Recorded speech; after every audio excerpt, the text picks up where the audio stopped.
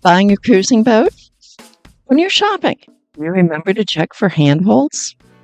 Hi there, I'm Carolyn Sherlock, and on this episode of the Boat Galley podcast, I'll talk about why finding places to hold on underway should not be an afterthought when you're buying your cruising boat. Here at the Boat Galley, we like to make your boat life better. And one of the ways that I think we've done that, at least we have for me, is with our cruising guides. We've totally redesigned basically a cruising guide so that it's really easy to find the information that you need, answers to your questions like, where's there an anchorage with north protection? Where can I walk my dog? Where can I get fuel? Where can I get water? All of those sorts of things. Please take a look. They're in the Boat Galley store. We've got a link to it in the show notes, but otherwise it's products.theboatgalley.com. To see you there. Thanks. Okay, let's talk about buying a boat. And common question when you start the boats thing is, when I'm looking at boats, what in the world should I be looking at? If you don't have a lot of experience owning cruising boats, you really don't know what all the things are that you should. On one hand, the answer is everything. You already know to look at the layout, the mechanicals, and get a survey. I've talked in some other podcasts about galley design considerations. But today, I want to talk about another really important safety consideration that's easy to overlook when you're looking at boats online or even at a dock, and that is the handholds.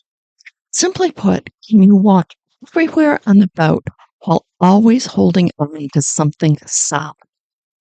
Several years ago at the Annapolis Sailboat Show, I did a really long tour this was before I had a booth there. I did a tour of almost every boat that was there.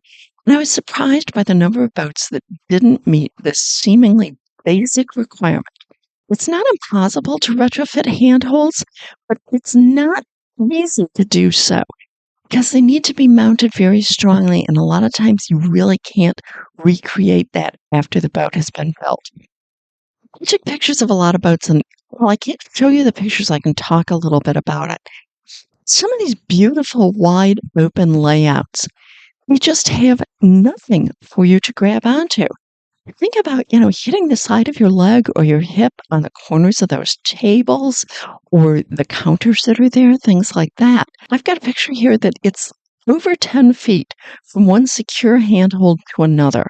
Stumble in the middle, and it's really going to hurt you. I mean, to the point of you're going to be injured and maybe not be able to do your own jobs on boat. Another boat had really cleverly hidden the handholds on the ceiling, very recessed little notches to grab onto. Problem is, I'm 5'2" on a good day. If I was on my very, very, very tippy toes, I could get just a little bit of my finger onto that.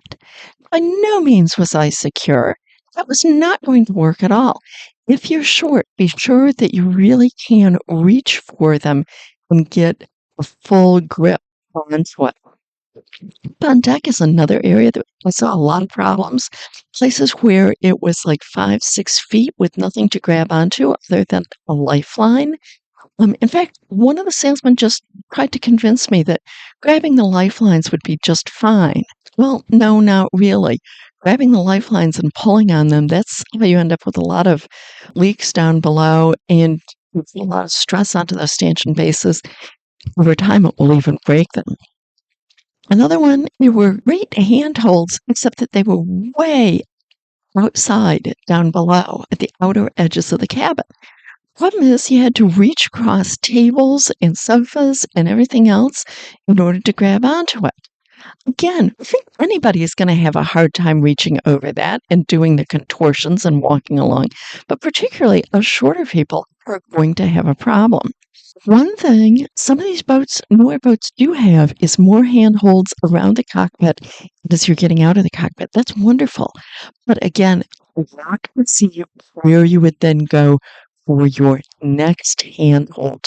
A lot of times these things make for really clean lines. The boats look nice and smooth and everything. But you've got to think about, are you going to be able to stay safe on the boat? I've been thrown across a boat more than once because I didn't have a place to securely hold up. While monohulls are more notorious for needing handholds due to heeling while sailing, I've learned that they're every bit as necessary on catamarans. Don't let anybody convince you otherwise. While cats don't heel as much, every wave hits first one hull and then the other, and the motion is jerkier. It's every bit as easy to be knocked off balance. Please be sure to check out the handholds as you are checking out boats. Again, thanks for listening to the Boat Galley podcast. We hope to make your boat life better here. Be sure to subscribe so you never miss an episode, and please tell your friends or leave reviews.